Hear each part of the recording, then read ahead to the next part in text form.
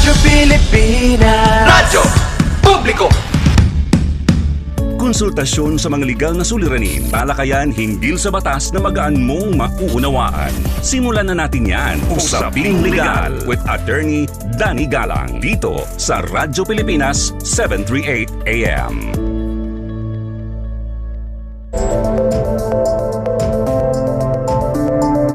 Magandang araw ho sa inyong lahat. Ako po ang inyong lingkod, Attorney Danny Galang, at kayo'y nakikinig sa Usaping Legal sa Radyo Pilipinas, Radyo Publiko. Ngayon ay Sabado, June 6, 2026. At syempre, welcome ho sa inyong Saturday morning habit, ang Usaping Legal. Ito, Hunyo na nga po at dineklara na ng Pag-asa yung tag-ulan nga ho. No? At may bagyo ho tayo, kaya bagyong Esther. Kaya mag-iingat ho tayong lahat. At syempre kung ano naman yung kinaulan ng ating bansa. No? Ito naman yung kinainit ng politika. At syempre nakita ho natin yung talagang bangayan naman sa Senado. Pag-uusapan ho natin maya-maya yan, yung bangayan sa Senado. At syempre ito na din hong pagsisampa ng kasong obstruction of justice laban kay na Senator Robin Padilla at Senator Alan Peter Cayetano. Pag-uusapan din ho natin yan maya-maya lamang. Napapakinggan ang Usaping Legal sa Radyo Pilipinas tuwing Sabado mula alas 11 ng umaga hanggang alas 12 ng tanghali. Tayo ay napapanood din sa Free TV dahil sa pagtutulungan ng Radyo Pilipinas at ng People's Television. Hanapin ang Usaping Legal at iba pang programa ng Radyo Pilipinas sa Channel 3 sa TV Plus at sa Channel 45 to 49 naman sa For the Box. Ang programa natin ay linggo-linggong tatalakay ng mga napapanahong isyong legal at magpapaliwanag ng mga batas sa paraang simple at madaling maintindihan ng ating mga tagapakinig. Meron din ho tayong segment sa ating programa, Ang Sagot Kita, kung saan maaari kayong sumangguni ng inyong mga katanungan legal.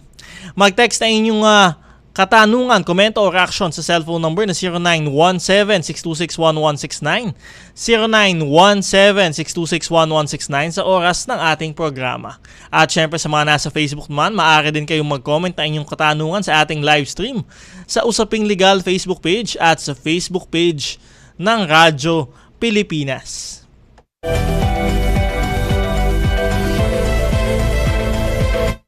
Eto, sa Usaping Legal natin ngayong araw, inihalal bilang Senate President Pro Tempore si Senator Sherwin Gatchalian matapos ang sesyon ng Senado nitong Hunyo 3. 12 senador ang sumipot sa sesyon matapos na magpakita si Senator Cheese Escudero at dito na nga naibakante ng grupo ni Senator Gatchalian ang lahat ng posisyon. Nanindigan naman si Senator Alan Peter Cayetano na walang quorum ang sesyon noong Hunyo 3 at siya pa rin ang lehitimong Senate President. Kaya naman sa ating tanong sa bayan ngayong Sabado, June 6, 2026, ano ang reaksyon mo sa nangyaring agawan ng kapangyarihan sa Senado? Ito ho, ulitin lamang ho natin, ano ang reaksyon mo sa nangyayaring agawan ng kapangyarihan sa Senado?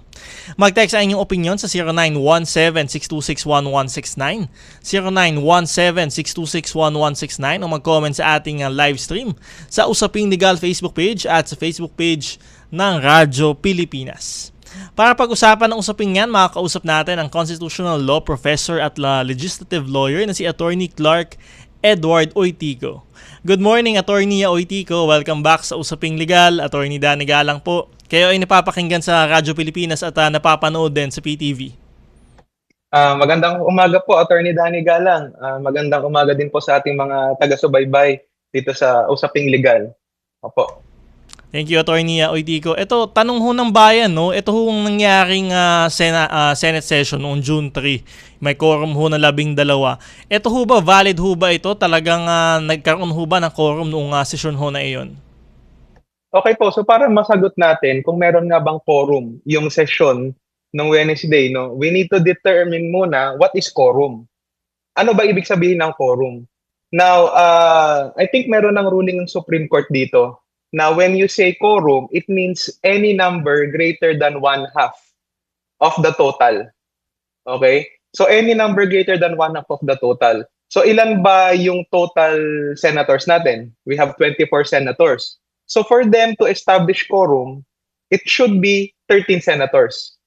Kaya lang, okay, dito papasok yung pinag-uusapan na case ngayon sa social media, yung 1949 case na Avellino versus Cuenco. Okay? Sa Avellino versus Cuenco, which is decades ago pa, sinabi na ng Supreme Court that for purposes of determining yung existence ng quorum, dapat ika-count lang na number of senators, yung senators that are within what we call the coercive jurisdiction of the Senate. Okay, what does this mean? It means na kung sino lang yung mga senador na pwedeng i-summon or pwedeng ipa-quote-unquote arrest ng Senate as a body, okay, that task will be delegated to the sergeant at arms, no? Kung sino lang yung pwede nilang makuha. Kung sino yung kanilang pwedeng ma-mandate na umattend ng session just to establish the quorum. Now, ang nangyari dito is, as we all know, no, si Senator De La Rosa has been in hiding, okay, since May 11, 2026. So because of this, his whereabouts are unknown. So because his whereabouts are not known right now, we do not know if the Senate may exercise jurisdiction over his person. So definitely, he would be out, okay, of the jurisdiction, of the coercive jurisdiction of the Senate. Now, punta tayo sa isa pang senador, si Senator Jinggoy Estrada. Now, Senator Jinggoy Estrada was arrested earlier, di ba, before the session last Wednesday. So, because Senator Jinggoy Estrada was already arrested or had already been arrested, he is considered to be in custody of law. And because of this, the Senate would not have the power to compel him to attend yung session. So if we follow the doctrine in Avellino versus Cuenco, theoretically, okay, the number of senators upon which the Senate can exercise jurisdiction over them would be down to 22. Okay? And in fact, tong issue na to is not even new. Because in 2015, if I can recall, no, there had already been an incident wherein then Senate President Franklin Drilon, no, who presided over the session, conducted a valid, unquestioned Senate session despite having only 12 members. Ang reason being, I think some senators are outside of the country, and then 3 were under detention at that time. So, based on the record that I've reviewed, there are only 17 senators na under the what we call coercive jurisdiction of the Senate. And because of this, there being 17 senators, tapos 12 yung present, okay, in the session hall. Okay, so 12 out of 17, that would constitute a majority. That would be sufficient for the purpose of establishing quorum. So if we are to be conservative, okay, let's say we know the whereabouts of Senator De La Rosa, 12 out of 23. Following the definition of quorum by the Supreme Court in Santiago versus Gingona, no, because quorum just means the number of members of a certain body needed to transact business. Okay, so how do you determine that number? You need a mathematical computation. It should be in any number greater than 1/2. Okay, so if we are to be conservative, assuming na si Senator De La Rosa is within the power of the Senate to mandate or to compel attendance sa session, no, it will be 12 out of 23. So what is 1/2 of 23? 1/2 of 23 is 11.5, and 12 is a number greater than 1/2 of 23. So for all intents and purposes, valid yung session na yun. Okay?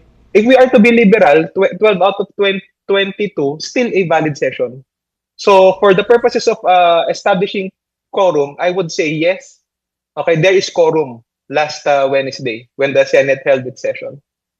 Alright, malinaw ho yan dahil nga ho yung nasa coercive jurisdiction no, ng Senado ay 22 lamang ho, no, kasi wala itong si Senator Jinggoy Estrada at nagtatago naman itong si Senator Bato de la Rosa. So that's why 12 yung naging quorum ho natin. So it means ho, no, tama ho ba, valid ho yung naging palitan ho at vinacate nila yung lahat ng posisyon noong araw ho na yun, at valid din ho yung pag-elect kay Senator Gatchalian bilang Senate President pro tempore. Yes, actually, if you can rewatch yung video no sa YouTube nung Senate session on last Wednesday, I think very specific that the first motion of Senator Soto was to declare all elected Senate positions vacant. Take note, all elected Senate positions. Ibig sabihin, lahat ng mga positions from the Senate President, okay, to the Senate President pro tempore, to the Secretary, to the Sergeant at Arms, the Deputy Majority Leader, the Minority Leader, lahat yan, okay, was declared vacant. Can the Senate do that with just 12 members? The answer is yes. The Senate can do that even with just 12 members. Okay, but interestingly, you would notice na they elected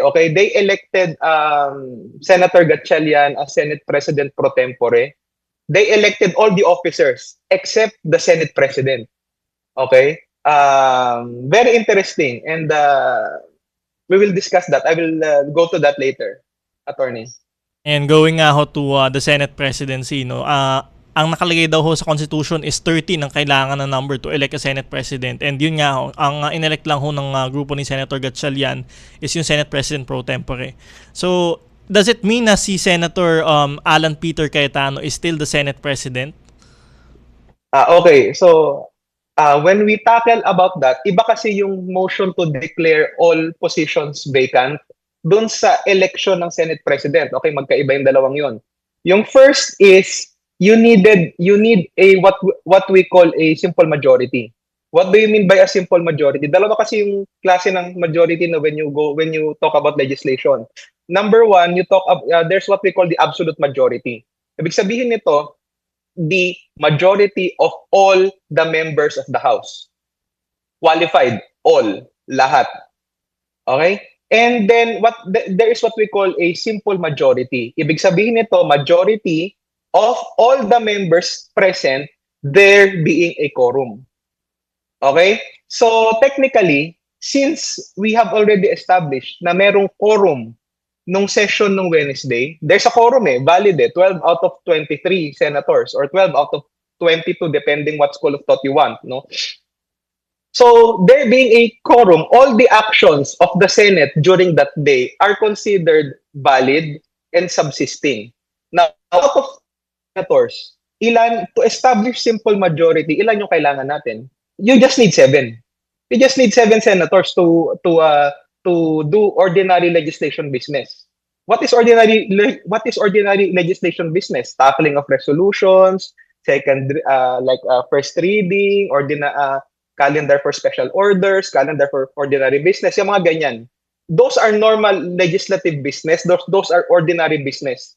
Okay, so when you talk about that, lahat ng actions nila on that day would only need a simple majority. Meaning, a minimum of 7 out of the 12 senators present would be enough to make any motion or to approve any motion on the floor.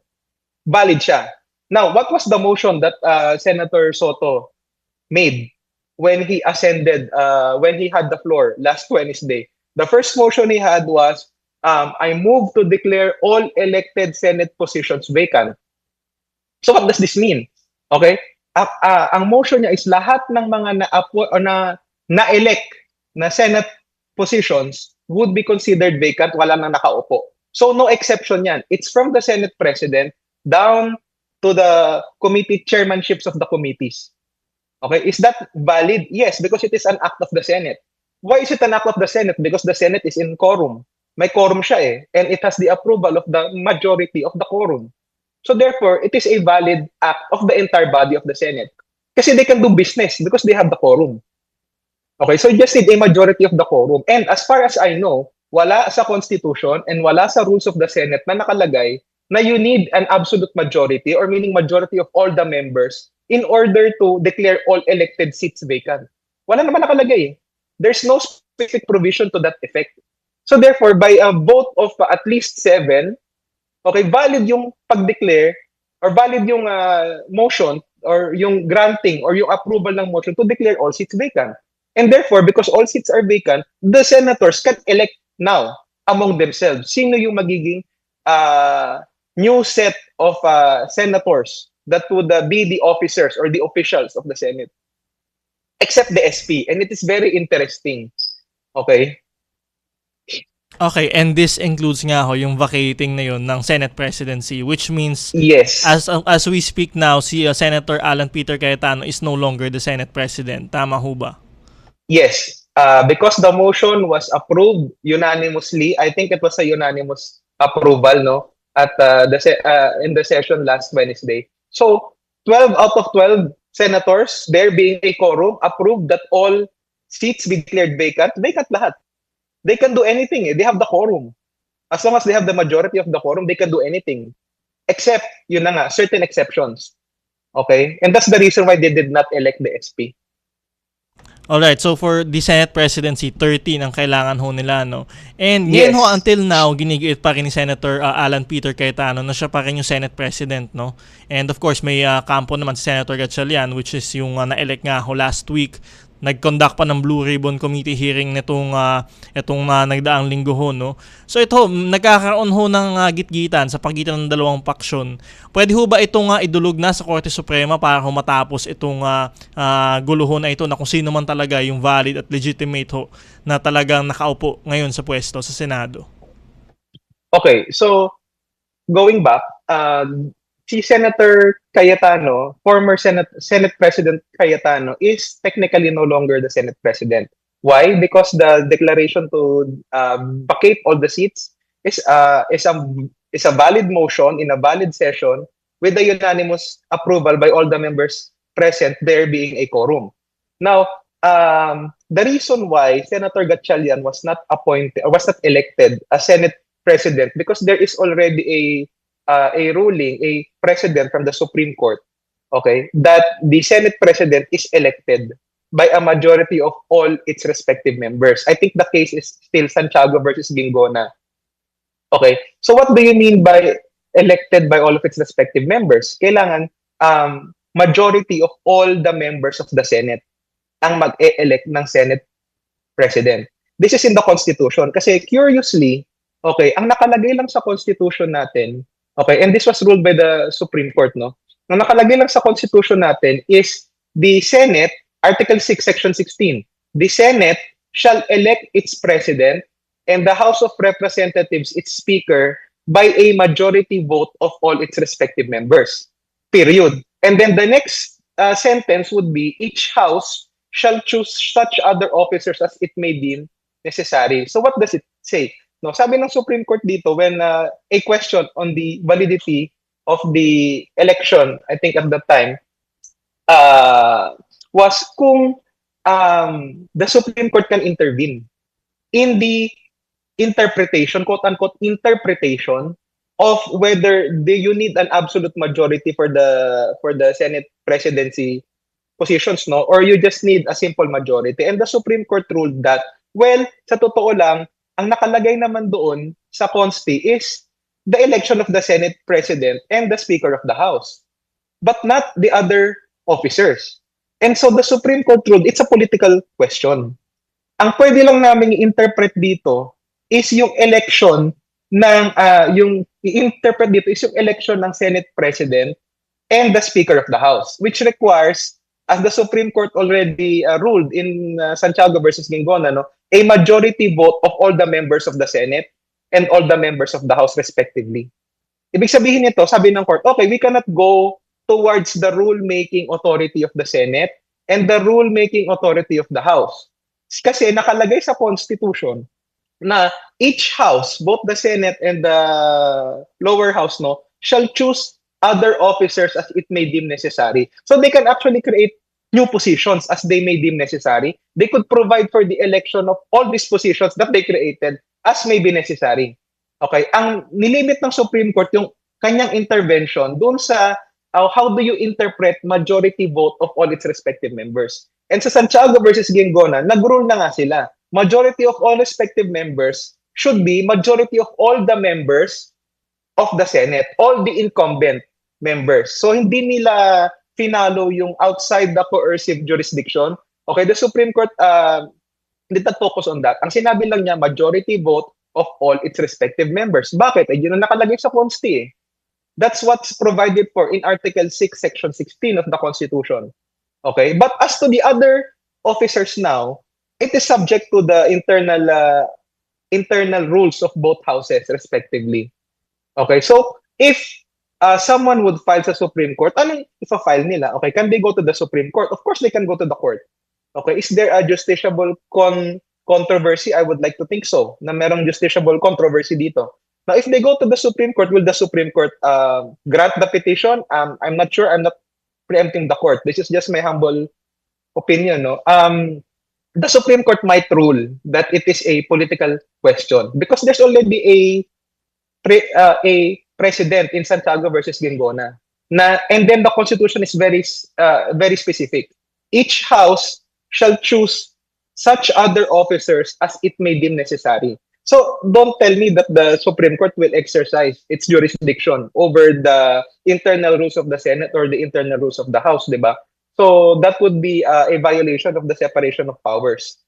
So I would like to think that if a case may file, of course they may go anytime, but if a case may be filed, the Supreme Court very likely would recuse from handling this question out of the ground of it being a political question. Okay, and the fact na meron nang president that the Senate president shall be elected, okay, and the House Speaker shall be elected by a majority vote of all the members of the House and all of the members of the Senate respectively. So, yun, that's how I would see it. Alright, mahinaw ho yan na talagang kailangan 13 yung sinasabi nila magic number para nga humalik yung Senate President. At titingnan pa ho natin, aabangan ho natin yung mga mangyayari pa ho dito sa usapin ho na ito. Maraming salamat sa inyong oras, Attorney Clark Edward Oitico. Thank you, Attorney Danny. Si Attorney Clark Edward Oitico, Constitutional Law Professor at Legislative Lawyer. Sa pagbabalik ng usaping legal, pag-uusapan naman ho natin yung paghahain ng kasong obstruction of justice laban kay Senator Robin Padilla at Senator Alan Peter Cayetano. Makakasama ho natin itong si Tindig Pilipinas Co-Convener Kiko Aquino D. Magbabalik ang usaping legal matapos lamang ng ilang paalala. Sumangguni at pakikinggan. Mga karapatan pati na ang saligang batas ay klarong ipapaliwanag. Usaping Legal sa Radyo Pilipinas 738 AM.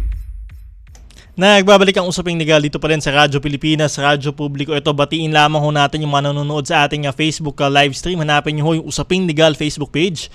At syempre, Radyo Pilipinas Facebook page. Nandito na ho si Monsky Aninion Cuerpo, Toto Katz, Rotsiv De Gia, Ahorod, Numeriano Naga, Ed Buenaflor, Judy Victor Sumabat, Jacitan Jovi Muniz. At syempre, nandito na rin ho si Novs Beliamide.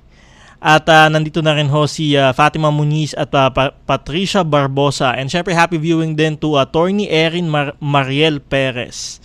Ayan ho. At maraming salamat ho dun sa mga nag-share ng ating live stream, no? Radyo Pilipinas Bontoc, Radyo Pilipinas Baguio, Radyo Pilipinas Iligan, Radyo Pilipinas Gingoog, Radyo Pilipinas Davao, Radyo Pilipinas Cebu. Maraming salamat ho sa inyong lahat.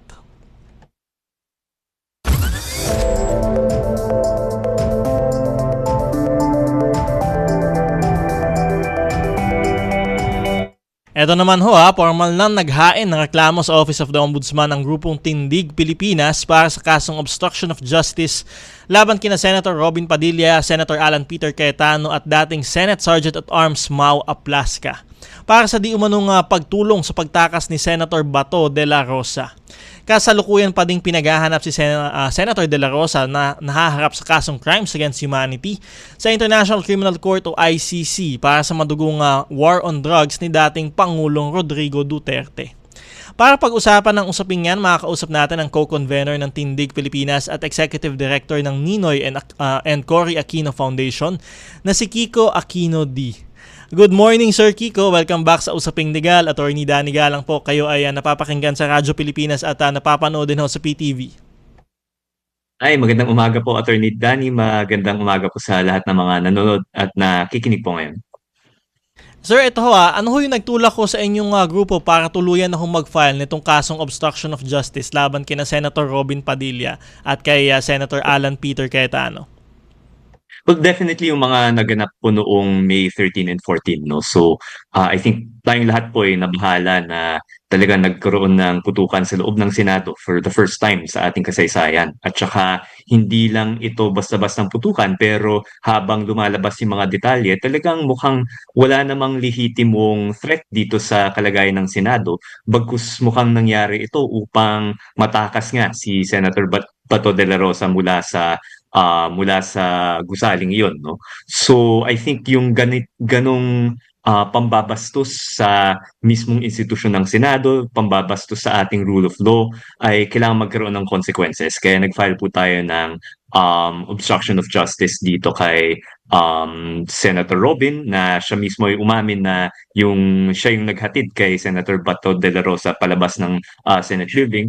Sorry po. Kay Senator Alan Cayetano, na siya po yung naglagay sa protective custody kay Senator Bato, at saka siya rin po yung hindi nag-cooperate nung hiniling ng Ombudsman at ng NBI yung ilang mga dokumento at video mula sa Senado, at kay Sergeant at Arms Mau Aplasca, na siya rin po yung umamin na siya yung unang nagpaputok nung gabing yun kahit na labag ito sa patakaran ng security protocols po ng Sergeant at Arms. So kaya po tayo naghain ng kaso.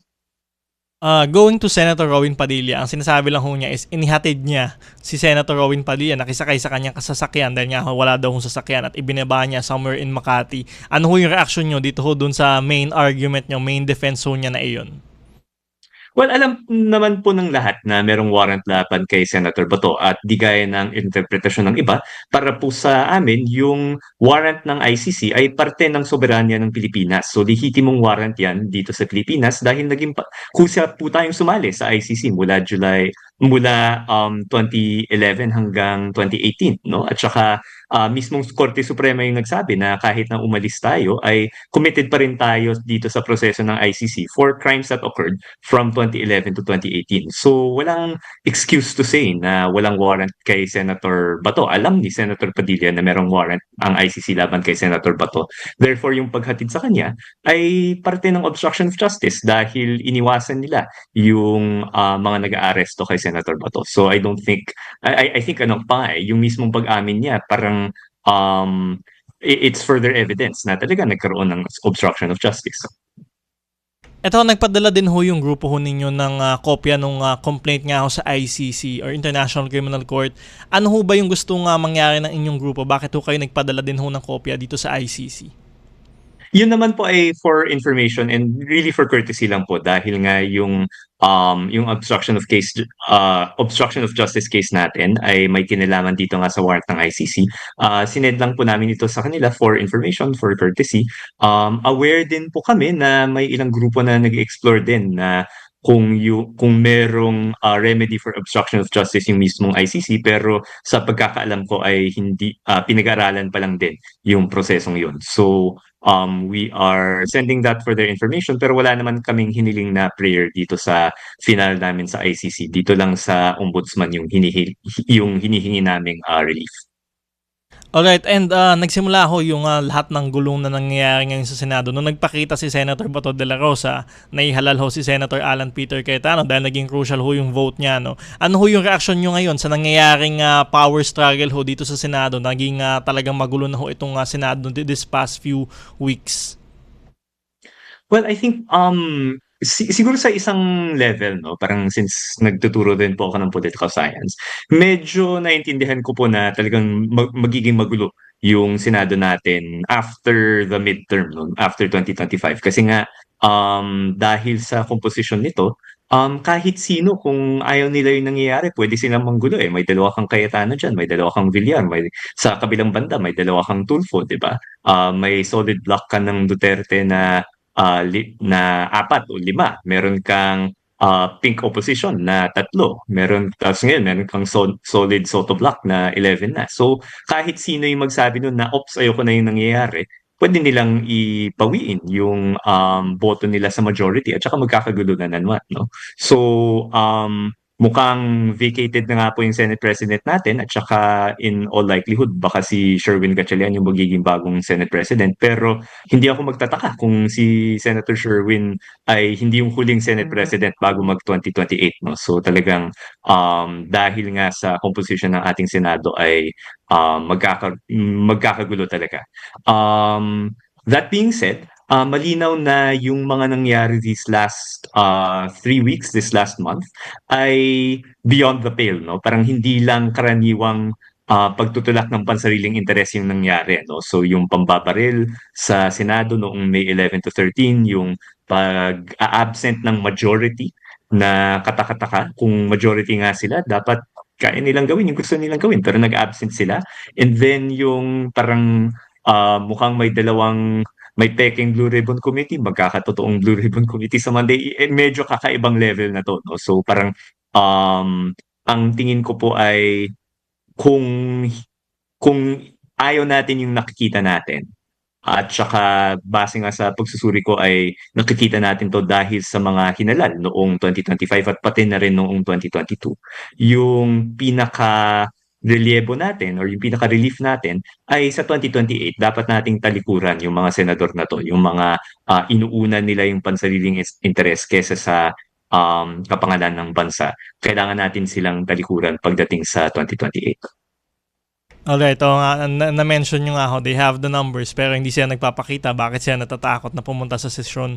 Ito ho, no, isa din ho kayo sa mga nagsusulong ng impeachment ni VP Sara Duterte.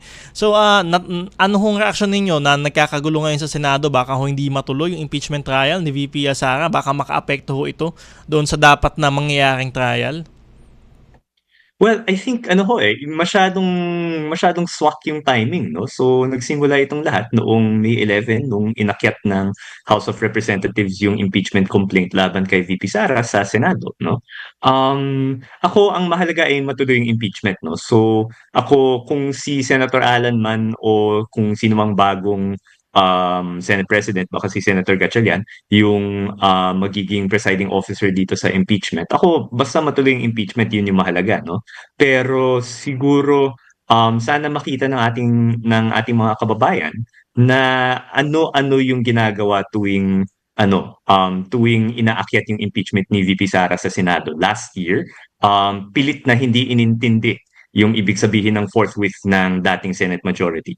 Ngayon, kung ano-anong pagmamaniobra yung ginagawa para lang sila yung nasa poder para pag dumating na yung impeachment, no? So katakataka talaga yan, pero kung ano man yung mangyayari, ang mahalaga sa akin ay matuloy na sa wakas yung pagdinig sa impeachment, mailabas yung ebidensya at magkaroon ng malinaw na hatol kung talaga bang para sa mga senador natin, tama ba ang karahasan? Tama ba ang pagnanakaw? Tama ba ang pagsisinungaling? Yun yung tanong na pilit nilang iniiwasan, kaya nila ginagawa yung pagmamaniobra na ito.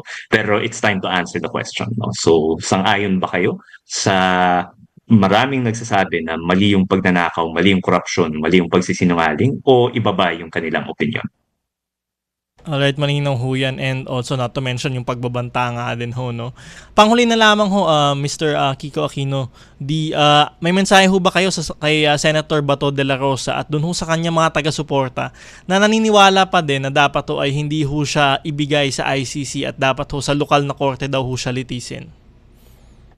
Nakuha niyo na po yung gusto ninyo, no? Umalis na nga yung Pilipinas sa ICC. Hindi ako sang-ayon doon. Gusto kong bumalik sa ICC dahil para sa akin, pandaigdigang concern, yung karapatang pantao at saka yung crimes against humanity. Pero, yun, nakuha niyo na po yung gusto niyo. Umalis na nga po tayo doon. Pero, sinabi pa rin ng Korte Suprema na para sa period na kasama pa rin tayo sa ICC, mula 2011 to 2018, ay kailangan pa rin tayo sumunod dito sa mga warrants nila, no? So, ako, fair is fair, no? So, ako, kung gusto kong litisin yung mga ginawa ni President Duterte mula 2019 hanggang 2022 at marami pa rin patayan ang nangyari nung panahong iyon, hindi na ako makakapunta sa ICC. Dito sa local courts lang ako makakapunta. Pero to be fair, no? Kung naniniwala kayo na sovereign yung Pilipinas, sovereign decision ng Pilipinas ang sumali sa ICC mula 2011 to 2018. So sana kilahok kayo dito. The same way na kami ay nakikilahok sa kasalukuyang sistema kahit nung panahon man ni Duterte o ni Marcos kahit na hindi kami sumasang-ayon sa karamihan ng mga desisyon nila. Alright, malinaw ho yan. Maraming salamat ho sa inyong oras, Mr. Kiko Aquino D. Thank you very much po, Attorney Danny. Thank you very much po sa lahat ng mga nanonood at nakikinig po ngayon. Si Mr. Kiko Aquino D, co-convener ng Tindig Pilipinas at Executive Director ng Ninoy and Cory Aquino Foundation.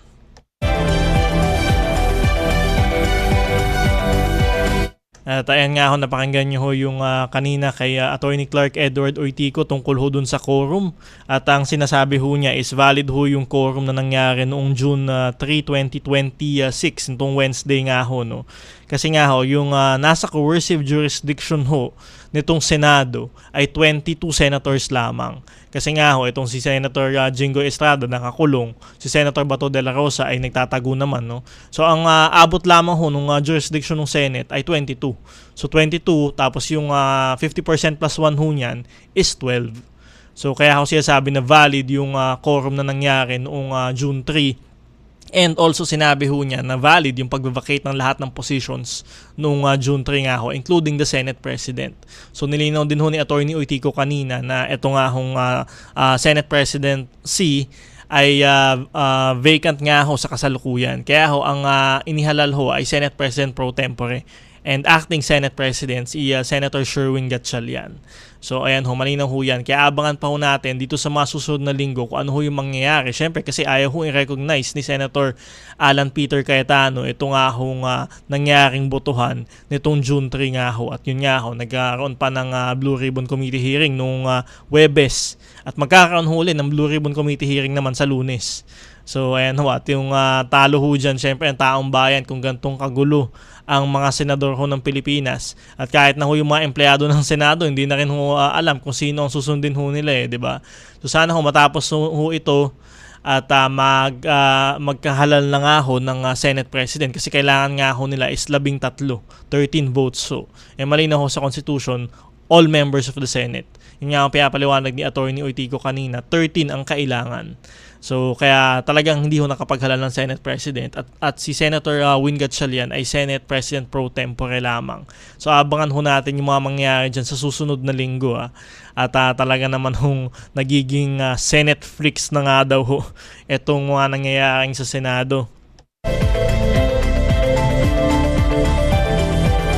At syempre nakita din ho natin na si Mr. Kiko Aquino D, yung kanyang grupo, naghain naman ho ng kasong obstruction of justice dito kay Senator Robin Padilla, Senator Alan Peter Cayetano at dating Senate Sergeant at Arms Mau Aplasca. So tingnan din ho natin yan kung anong mangyayari ho dyan. At obstruction of justice ho itong kasong ito, final ho ito sa Ombudsman. At yun nga ho, binigyan ho nila ng notice itong ICC. Well, sinasabi naman ho nila na wala naman daw ho silang balak na magsampa ng kaso naman ng obstruction of justice dito sa ICC. Binigyan lamang ho nila ng information. For information lamang itong ICC doon sa mga nangyayaring kaguluhan dito nga ho sa paghahain ng warrant of arrest kay Senator Bato de la Rosa. So yun din ho ang aabangan din natin kasi hanggang sa ngayon ho, hindi pa rin ho nakikita si Senator Bato de la Rosa. Kahapon ho, nakita daw ho sa isang yate, pasakay sa isang yate, papunta sa probinsya. Hindi pa ho na-verify yung impormasyon ho na iyon. Pero ayun ho, tingnan ho natin kung ano pa mangyayari sa mga kaganapan na to at kung finally, mahuhuli na nga ba ho itong fugitive na si Senator Bato de la Rosa.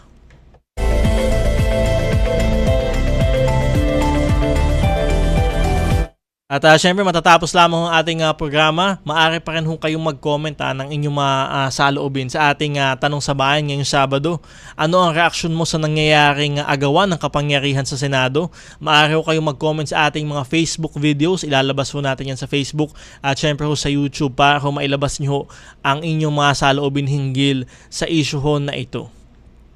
Diyan na muna nagtatapos ang ating programa ngayong araw. Maraming salamat ho sa lahat ng mga ating nakasamang engineers at staff, Engineer Rolly Bumatayo at Engineer Jobel Lustre. Magkarinigan ulit tayo sa susunod na Sabado, alas 11 ng umaga hanggang alas 12 ng tanghali. Dito pa din sa Radyo Pilipinas, Radyo Publiko muli. Ako po si Attorney Danny Galang. Mag-ingat tayong lahat.